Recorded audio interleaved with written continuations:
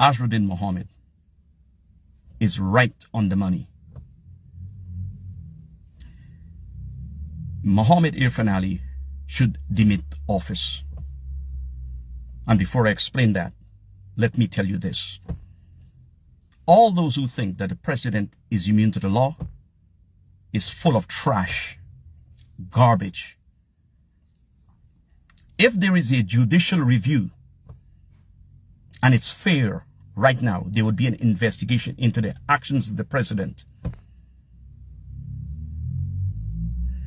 And nothing can clear him of gross misconduct. And that eventually would lead to a vote in the National Assembly, and he would be removed from office if those men sitting there, those 65 members of the National Assembly, decide to vote as patriots. Let me get back to Azharuddin Mohammed. Azharuddin Mohammed is fully aware that Irfaan Ali had people representing him in front of Anne McLennan, who claimed that they're not going to move forward with the charges any longer since the man is the president. And the charges would cause good governance issues. Imagine that. He has to get visas. He has to travel abroad. So you're going to remove all the charges and give him more power. Imagine that. And now some of those same lawyers are saying that he's immune to the law. And what he did, what Irfaan Ali did, was gross indiscretion. And let me remind you that everything that he did was ducked under the table. Misconduct in office, public mistrust and distrust, the financing of the removal of the signal tower, hundreds of millions of dollars, was never brought up.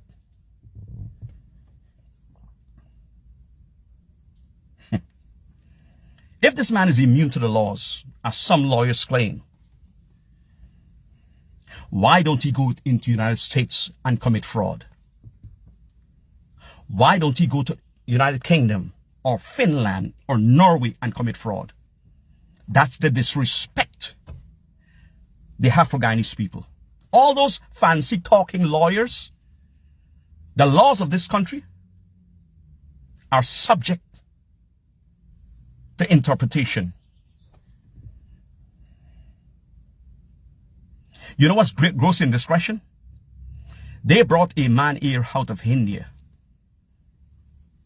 A man, every 4 out of 5 members of his cabinet are members of the RSS. The RSS is 700,000 strong. Indian supremacy group came here. That man came here and addressed Indo-Guyanese only. And no apologies. I looked at some of our soldiers sitting in the audience. I wonder how they felt.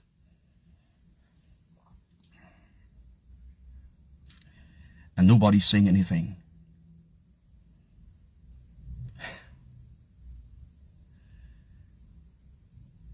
You know, Declaration of Human Rights, United Nations, said all men were born equal.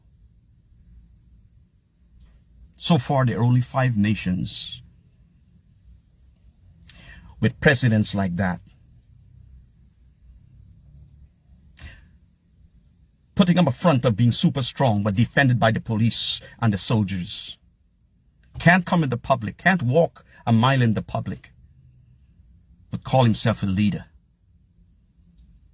And you look at Barrett's press conferences, look at the backdrop. It's marked PPPC. They're not a government. They are a racist political party. You know why you cannot be removed from office through the National Assembly? Because this country is governed by racism and tribalism. Started way back in 1953.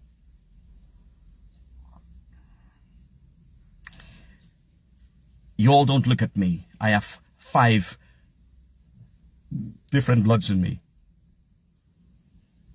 and I defend all of them.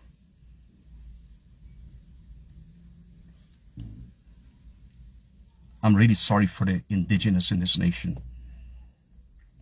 I was up in Berbice. Let me tell you all something. I was up in Berbice.